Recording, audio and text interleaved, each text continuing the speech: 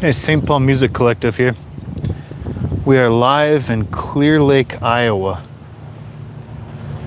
A beautiful place, kind of looks like Okoboji if you know it. But we're live here a few miles away from the crash site where Buddy Holly, Big Bopper, and Richie Valens went down. And this building right here is the Surf Ballroom where they played their last gig. How that whole thing started, I guess where the story starts is that Buddy Holly just went through a big divorce. His first wife in Texas, he had just divorced her, and he'd been famous for a little while already. So he owed her a bunch of money. So he was hanging around in New York trying to figure out ways to get more cash. He was talking to his manager, and his manager said, well, you have to go on a little tour.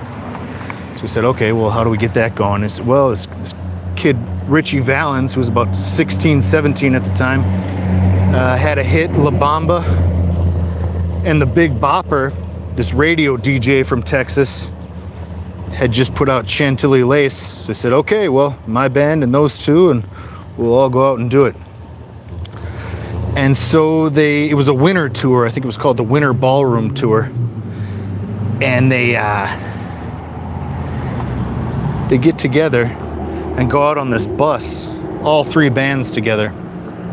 And immediately the heater broke on the bus.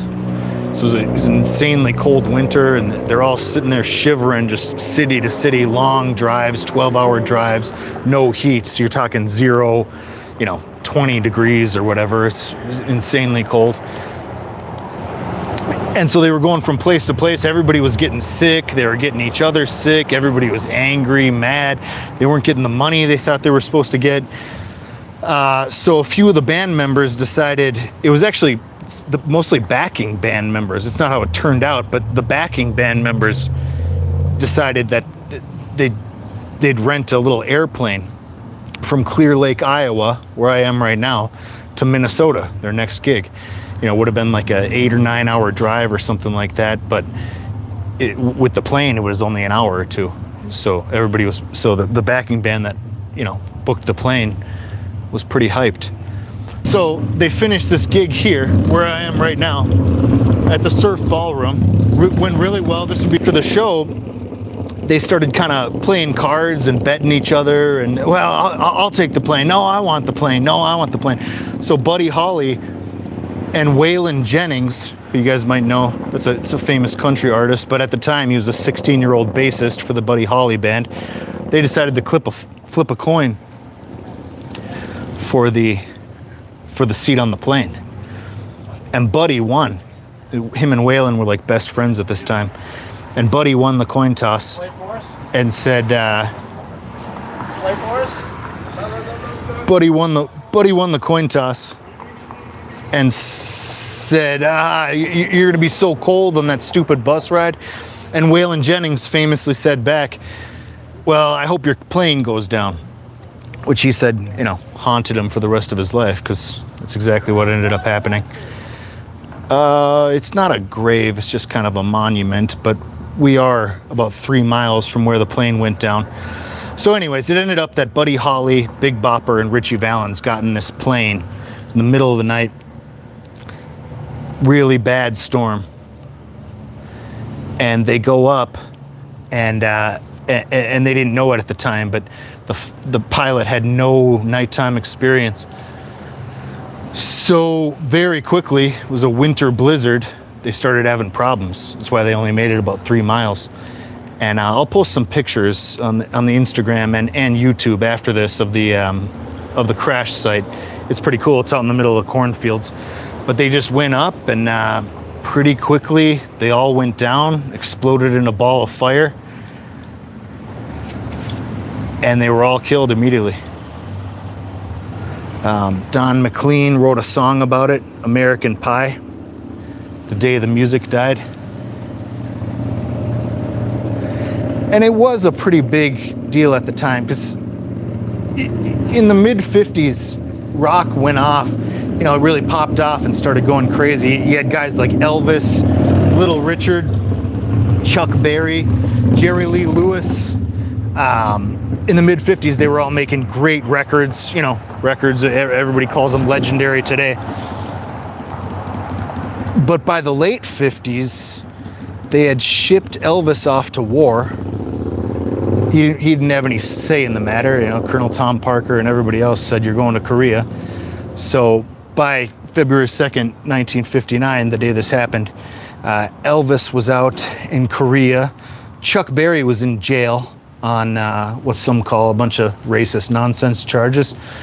Little Richard had basically quit, and Jerry Lee Lewis was not allowed to play anywhere. So this is where people get a little conspiratorial about it, because, you know, rock and roll, this giant force that ended up changing the world like crazy, started in the mid-50s, but by the late 50s, everybody was wiped out. Nobody was around anymore, none of those guys, you know. It's just basically a propaganda move to send Elvis to war and then throw Chuck Berry in jail and all this stuff. And on February 2nd, 1959, these guys went down in their plane, and Buddy Holly, who was one of the greatest rock writers ever, you know, asked the Beatles, they borrowed heavily from Buddy Holly. I don't mean that in a negative way. Music's just kind of like that. Keith Richards says it's all a variation on a theme, and he's kind of right. You know, you can point to parts of Beethoven where he stole from Handel. So it's not really stealing like they call it. It's just kind of everybody's working together, or everybody's playing similar stuff type stuff. So everybody owes Buddy Holly, and everybody was in love with him. You know, you talk to Mick Jagger, John Lennon, he was everybody's hero. So it really might have been the day the music died in a certain way. And yeah, listen to the American Pie song about it, Don McLean, pretty good. Okay, well, thanks for tuning in. I'm gonna try a little ode to Buddy Holly here before we leave. See how that goes. Let's see if we can do this. Visual's not too great, but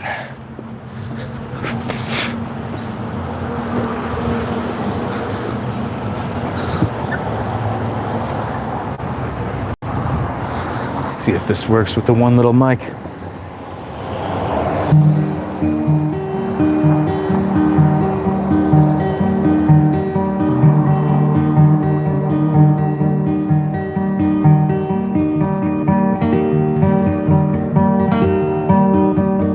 Every day it's getting closer, moving faster than a roller coaster. Love like yours should have come my way. Every day seems a little faster. Everyone said go, I'll just go ask her. Love like yours should have come my way. Every day seems a little longer. Every way, love a little stronger. Come what may, do you ever long for true love from me? Every day it's getting closer, moving faster than a roller coaster. Love like yours should have come my way. Love like yours should have come my way.